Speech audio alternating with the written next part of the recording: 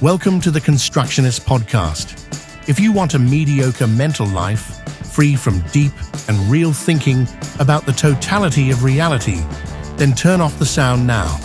If you want to gain a metaphysic and worldview that makes sense of yourself and the universe, then you've come to the right place.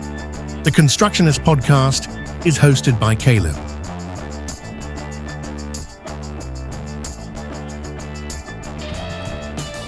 Hello friends, and welcome again to another episode of the Constructionist Podcast. We're going to be doing a book review today on this book right here called The Great Divorce by C.S. Lewis. And as you can see, if you're watching this on video, I got kind of an older copy of the book. It's not one of the newer paperbacks. But let me just point out up front that The Great Divorce is not a marriage book. It is not there to describe what divorce between a husband and wife is like and that there is a really bad way to get divorced. It is using the word divorce in the way of meaning to separate or to be or a separation, to be completely removed from something. So this idea of two people getting divorced when they're married means that they're splitting ways and they're going their own independent roads. So the Great Divorce is speaking along these lines of what is it when we're considering heaven and hell as a great divorce, a great separation.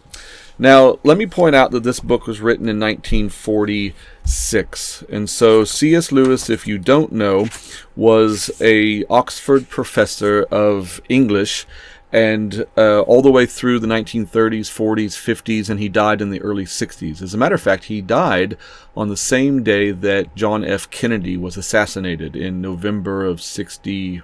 Ooh, goodness, I might be wrong in my guess there, 3 or 4, somewhere in there. But anyway, his heyday was in the late 1940s. C.S. Lewis was in the late 1940s and into the 50s when he wrote the Narnia Chronicles and other works. But this particular one came out in 1946. And he gives us an introduction from April of 1945. So in this introduction, it is written in the very month of the death of Adolf Hitler. So April of 1945 was a big month in World War II. And so that's the context of this book. It came out of a time of European war, of World War, really. But he says here, I beg readers to remember that this is a fantasy. It has, of course, or I intended it to have, a moral, but the transmortal conditions are solely an imaginative supposal. They are not even a guess or a speculation at what may actually await us. The last thing I wish is to arouse factual curiosity about the details of the afterworld. So he says that up front because the book takes place after the death of the narrator, of the main character. Now, the narrator in this book, the man who's guiding us through the process of going from, in effect, the front doormat of hell to the front doormat of heaven, is someone who we are never told their name. It's all written in the first person and the things that he observes as he goes through his travels from one side to the other. But what is taking place here is interaction between people who have recently died and people who have attained reality, who have attained a place of purposeness, of permanence, of solidity, you could even say. So Lewis uses the analogy of someone who is a shade or a ghost or a spirit or smoky. Actually, he describes them as smoky. And then there are those who are solids or those who are the real entities. And so all through the book, he is trying to demonstrate the things that hold us back from stepping into the world of reality, the world of the most solid. And so it's about separation. It's about the things that separate us from the reality of God, in effect. So we as humans live our life. If we read the Bible, if we meditate on what it really says, it's telling us that we need to put to death or to leave behind the things of the world, the things of the flesh, and to have a mind of a heavenly mind, a mind aimed toward the things of the Lord, or the things of an eternal nature. So what does Jesus say? He says, store up your treasure in heaven where moth and rust cannot destroy. Now, this doesn't mean that you somehow have a kind of drop box that sends money to heaven. It's a whole different way of thinking. And this is what Lewis is trying to point out in The Great Divorce. He's trying to show us what this new way or heavenly way of thinking is, that then leads to permanence, it leads to solidity.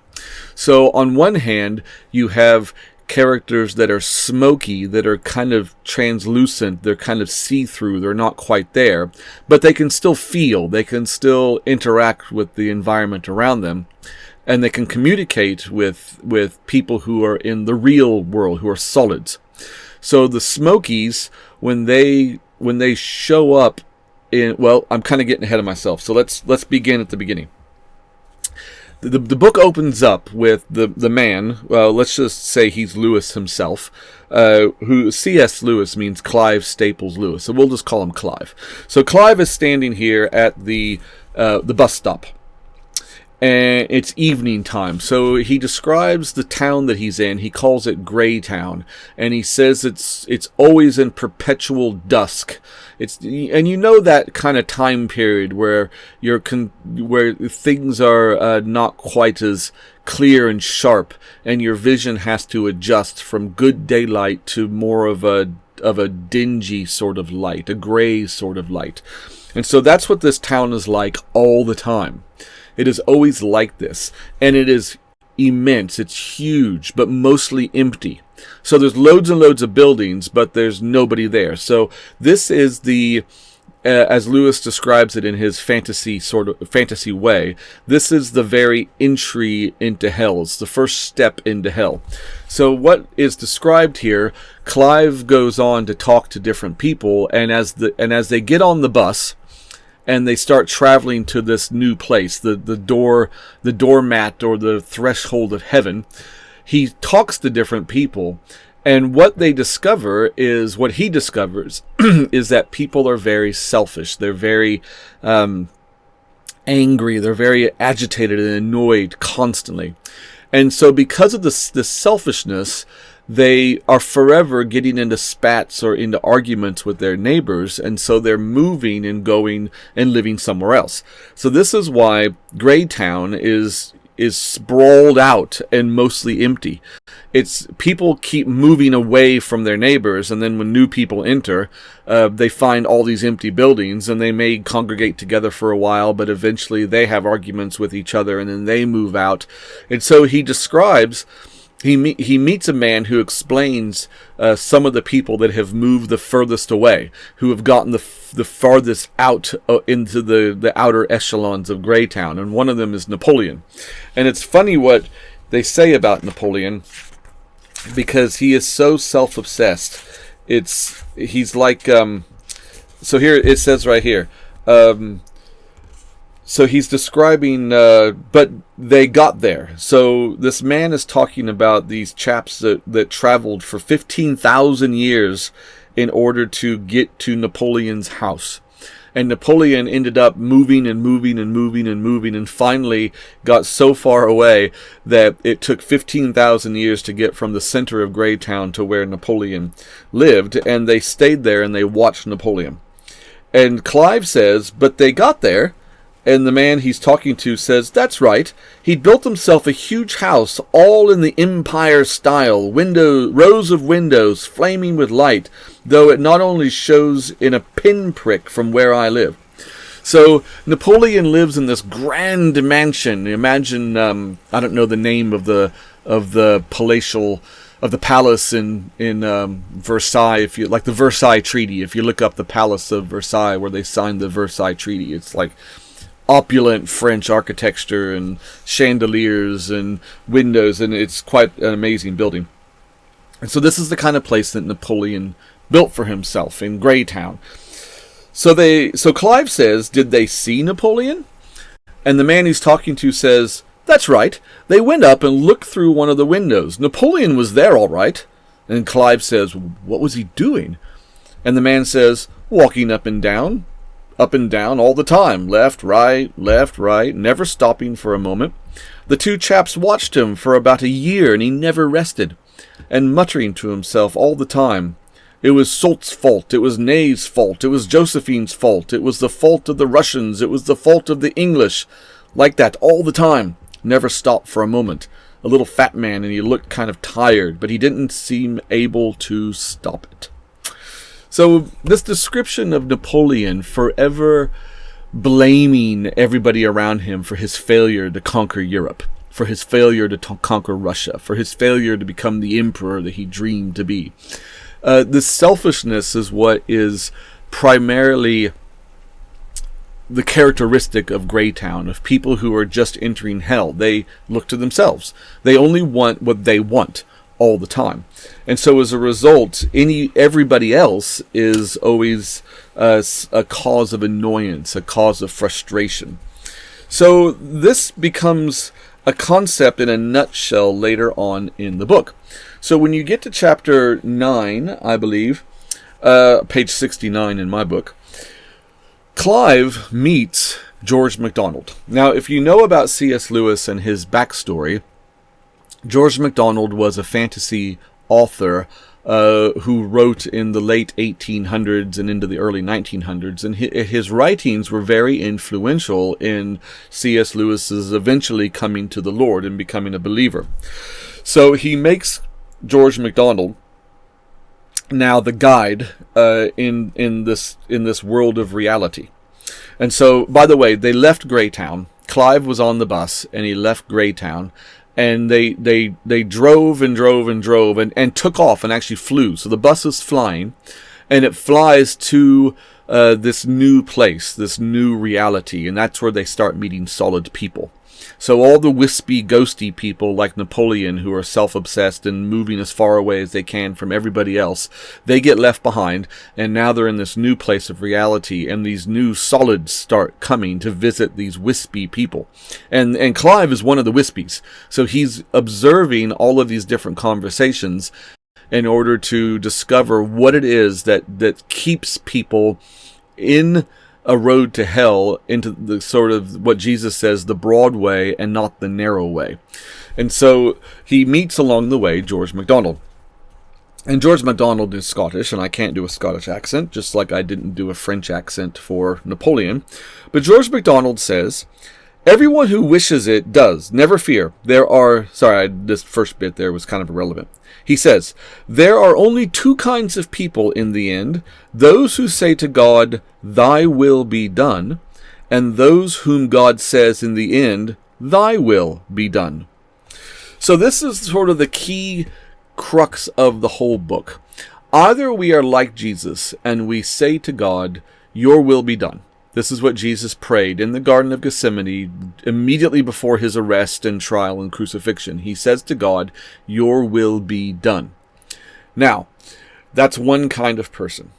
But George MacDonald says here that there's another kind of person, and that kind of person is one whom God turns and says to them, let's say it's Napoleon, let's say it's you, let's say it's Bill, let's say it's Sally. We don't know who it is, but God will turn to the second group of people and say, well, your will be done.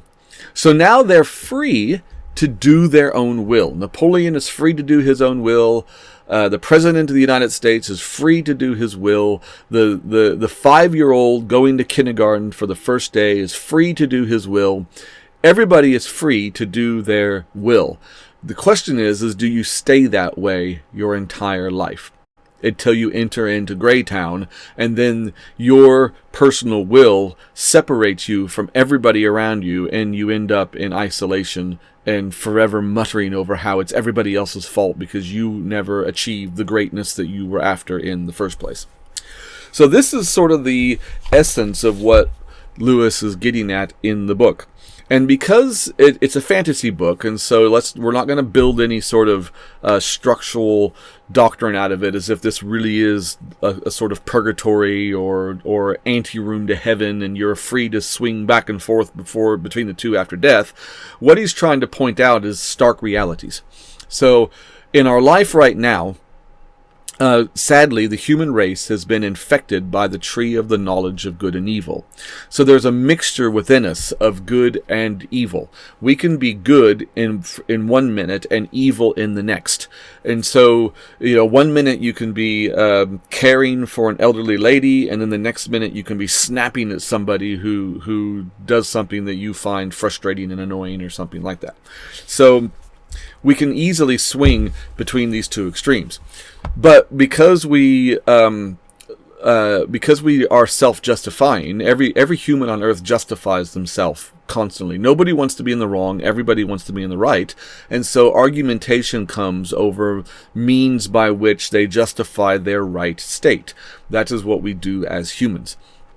Lewis is now taking people out of Greytown, which is entirely given over to selfishness, and putting selfish people into the threshold of heaven, where you find solid, real people, the true, firm reality of people who have now separated themselves from selfishness. So the divorce has happened. The great divorce inside yourself has happened, and you are now away from self and toward something greater that is not you, but turns around and makes you a more you than you were before. This is the mystery of the gospel. So the mystery of the gospel is that you lose yourself in order to find yourself. And so all of these conversations that are taking place are people who are unwilling to lose themselves. Now there's a couple that find themselves, and I'm going to read one of those here in a moment.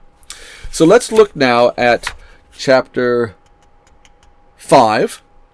So in chapter 5, it's a scary chapter for people who are in ministry. So I don't know if you're involved in a ministry, if you're a pastor of a church, if you're doing some kind of work in some sort of I don't know what you do. But this conversation here that Clive, our character, witnesses is with a chap who is some sort of Episcopal priest. He is some sort of cleric. He is some sort of vicar. He is some sort of priest, I suppose we could put it that way. And he is trying to be educated in a way that gets him outside of his training as a priest. But he says here, okay, so here's what the Solid says to him. The Solid says, now a Solid is someone who has given themselves up, and they are now walking in true reality. He says, no sphere of usefulness, you are not needed there at all. No scope for your talents, only forgiveness for having perverted them. No atmosphere of inquiry, for I will bring you to the land not of questions, but of answers, and you shall see the face of God.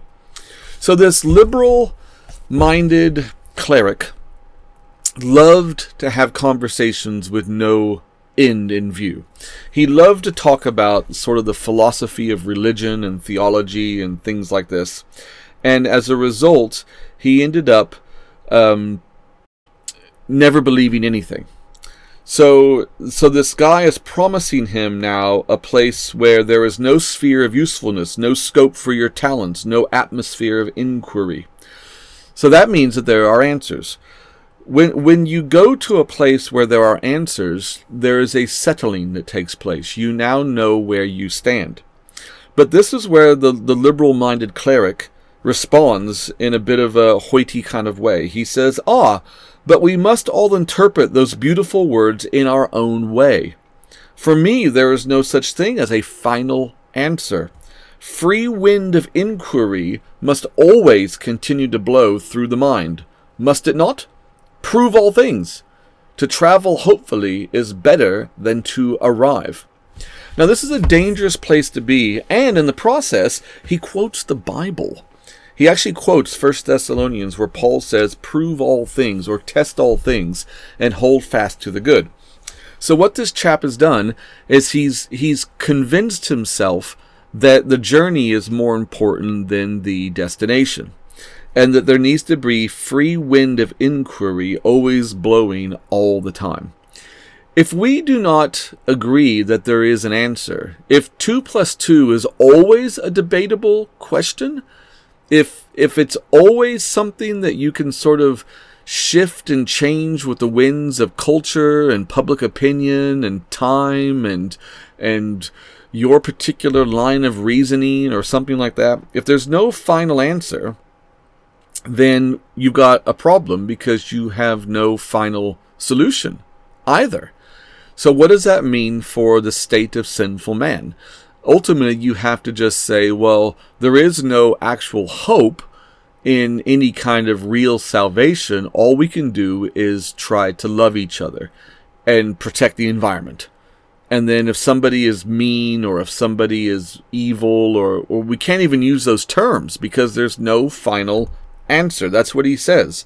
For me, there is no such thing as a final answer. We must all interpret these beautiful words in our own way.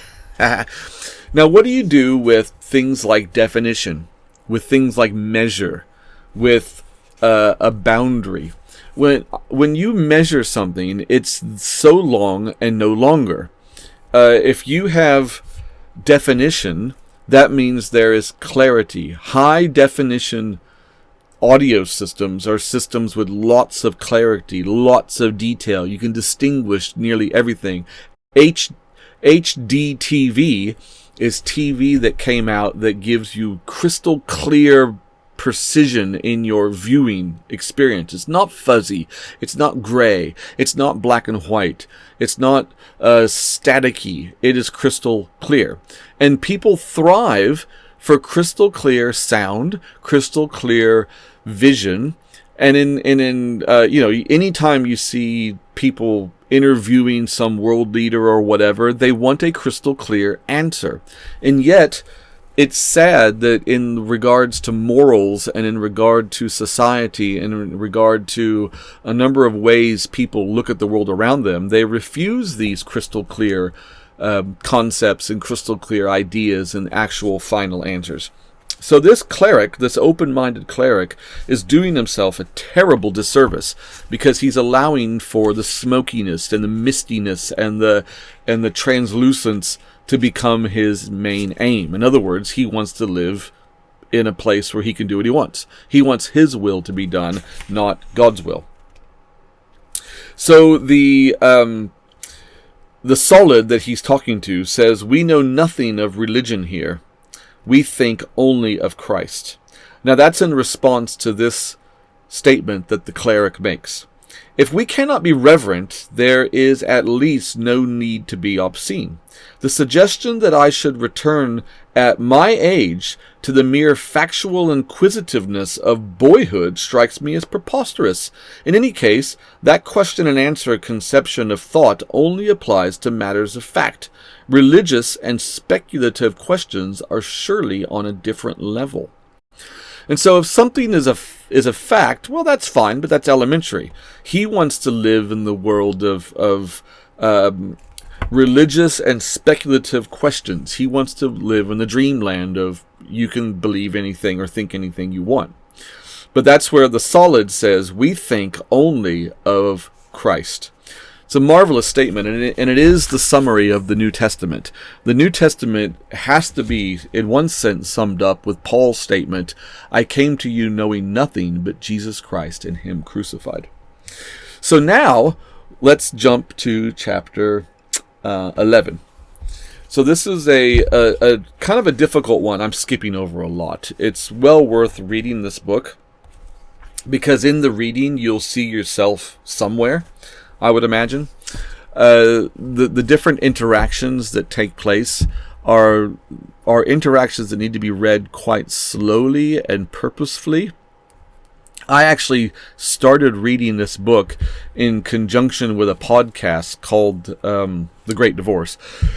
And it was by these two chaps that pastored a church. Well, I think one of them was the pastor of the church, and they had a book club through their church, and they were talking about the Great Divorce. And it was helpful to sort of start getting your head around the book and the language.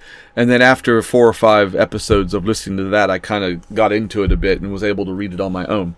But it is a challenging book. A lot they said in the podcast, and I suppose it's probably true because it happened to me.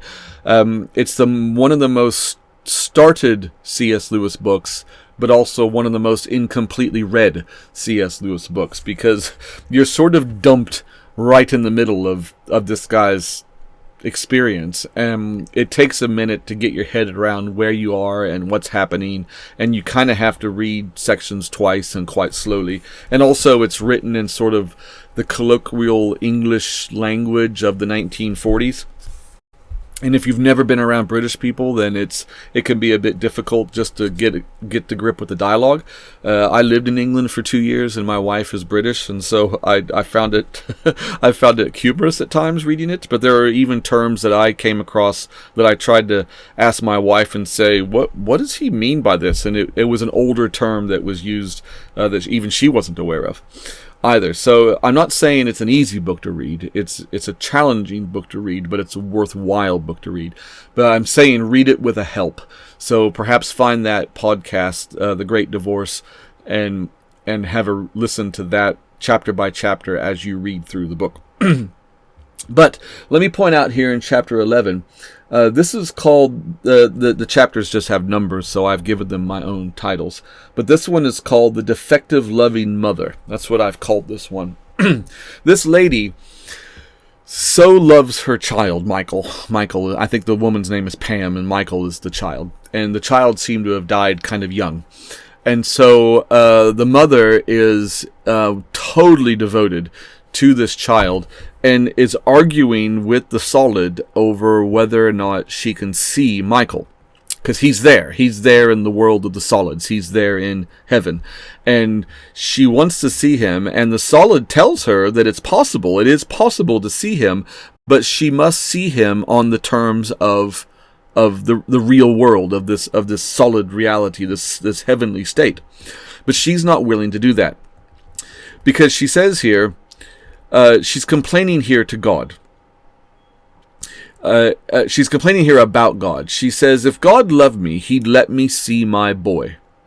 So right there, that implies that her concept of love is letting somebody have whatever they want.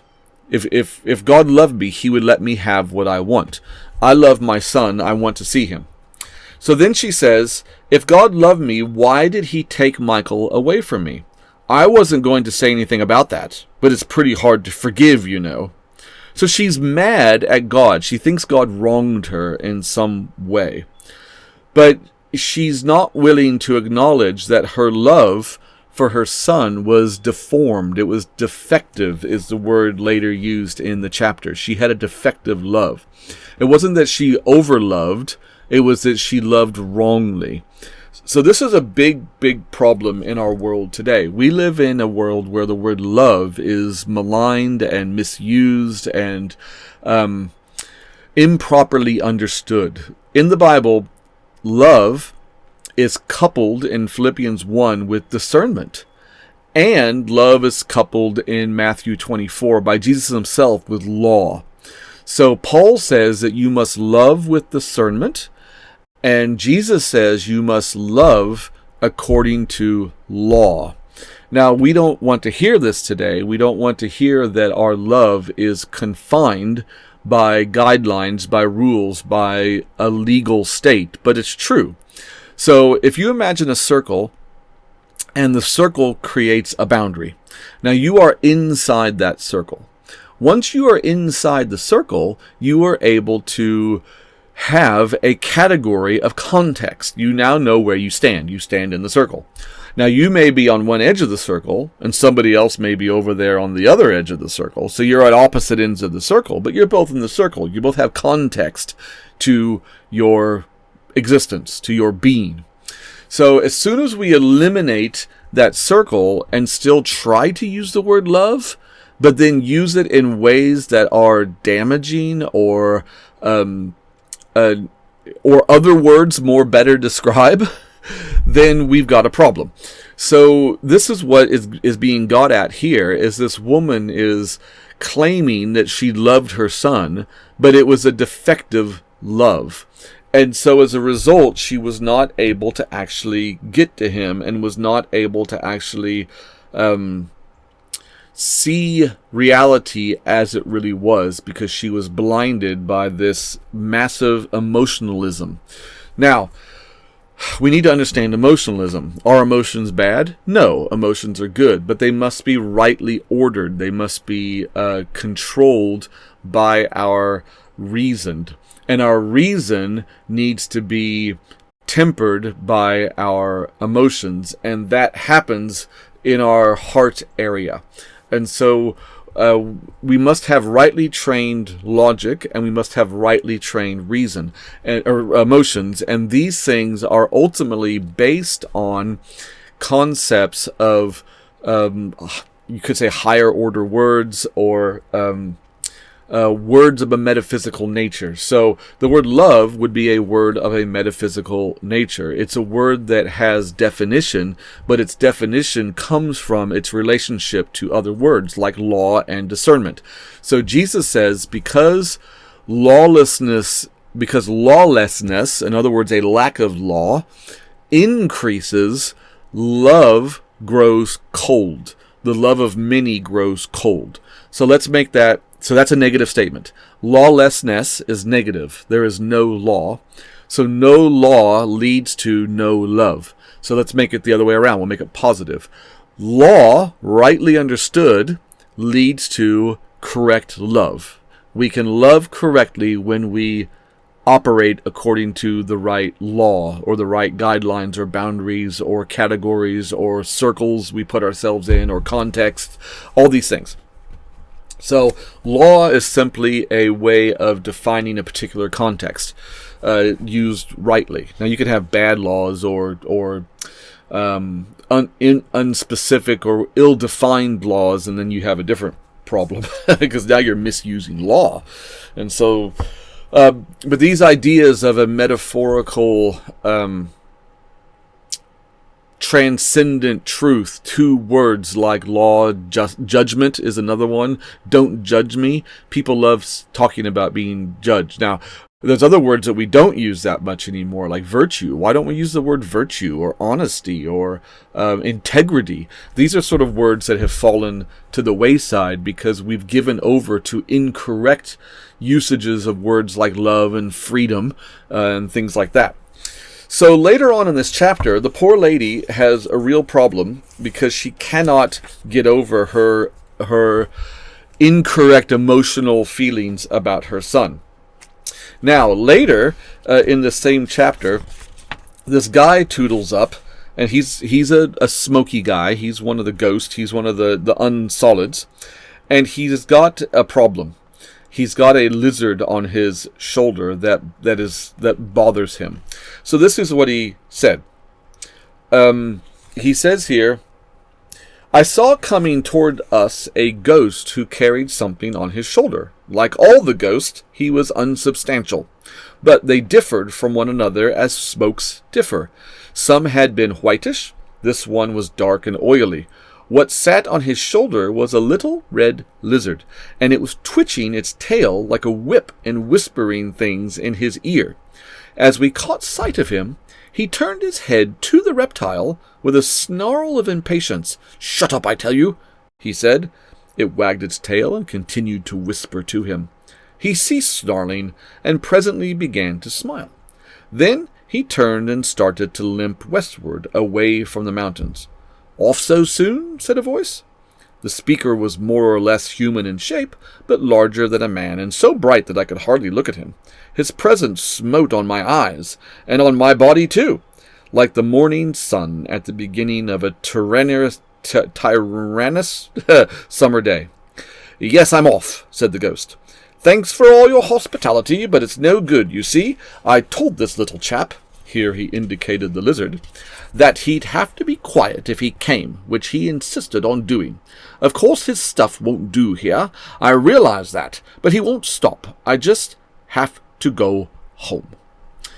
So this guy is not willing to stay in heaven or in the land of ultimate reality because he's got this little lizard on his shoulder, and the lizard keeps whispering things in his ear. Lewis does not tell us what the lizard represents, but it must be something that has the potential of being good if applied in the right way. Now, this is a challenge that we all have to face.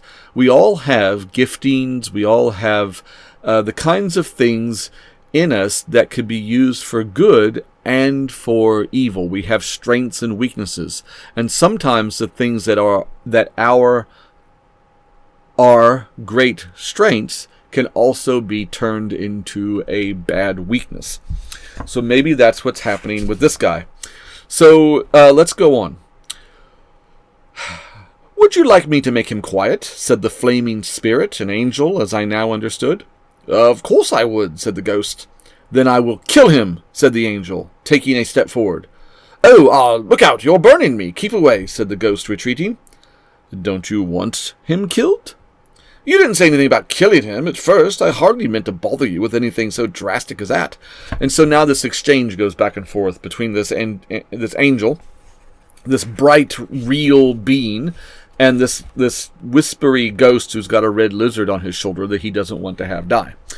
But he does give in. He does decide to have it killed.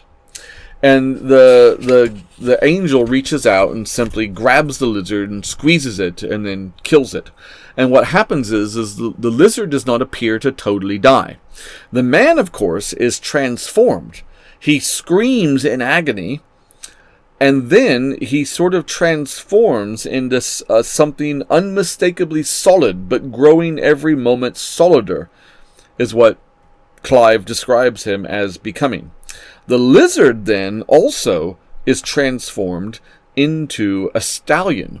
So now the man becomes exceedingly solid, and the lizard becomes something not little and annoying and flicking constantly in his ear, but into something grand and majestic like a stallion. The man then, now in his solid state, jumps on the stallion and rides off at a drastic speed. So that ends this guy's little story, and we don't know. I mean, let it speak to you as you know your conscience is speaking to you. But later, Clive says to the man, "Am I right in thinking the lizard really turned into a horse?" "Aye," says the angel, "but it was killed first. You'll not forget that part of the story." So then they go back to this idea of the woman. And Clive here says, "I'll try not to, sir, but does it mean that everything that is in us can go on to the mountains?" And then the angel says, "Nothing, not even the best and noblest, can go on as it is now.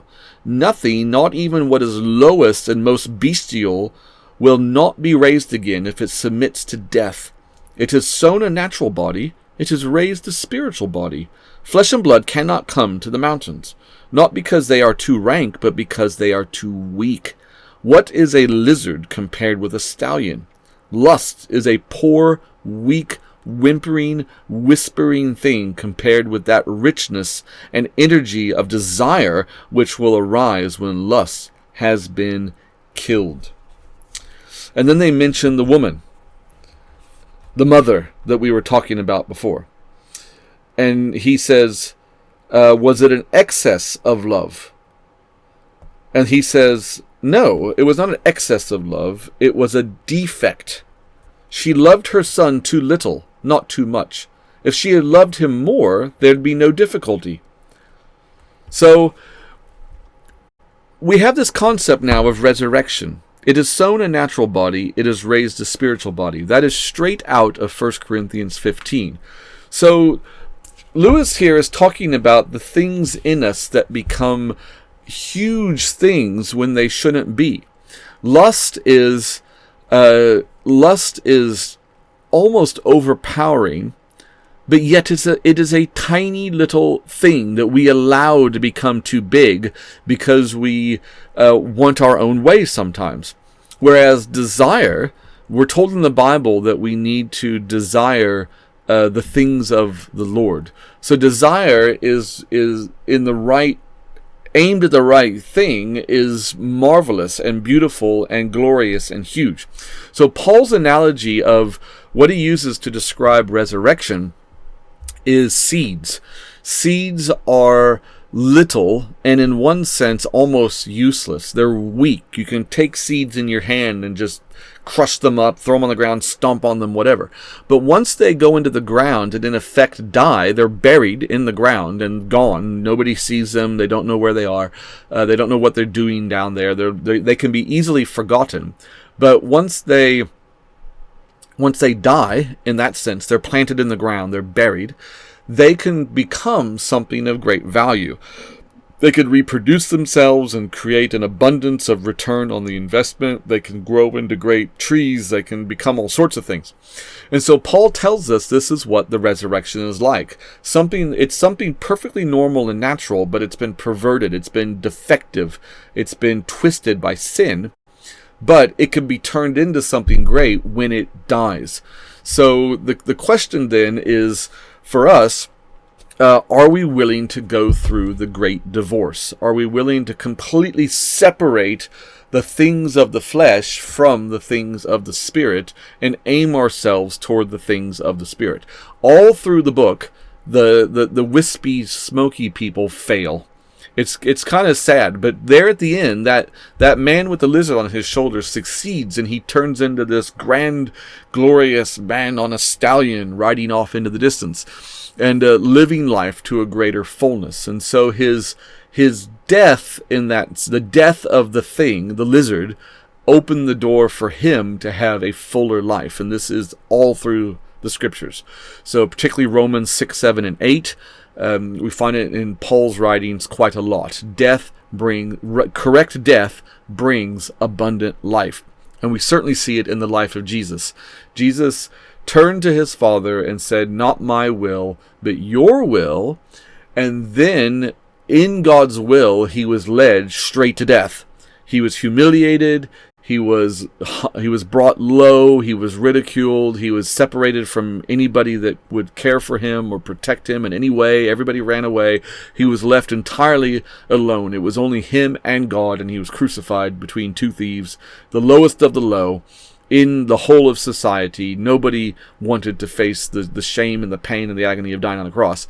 Jesus did that in God's will, and then as a result, he resurrected from the dead. So this is exactly the pattern that Paul tells us in 1 Corinthians 15. The seed dies, the humble, the lowly, the forgotten, the abandoned, the buried into the ground, but it grows up into this great tree. So that's our pattern always in Scripture. Death leads to life, leads to ultimately glorification. And so that really is the essence of this book, The Great Divorce. It's a difficult book to read. Like I said, it's challenging. You'll probably find yourself somewhere in this book. But I would recommend giving it a go and challenging yourself to read through it slowly and purposefully, and I think you'll be greatly rewarded.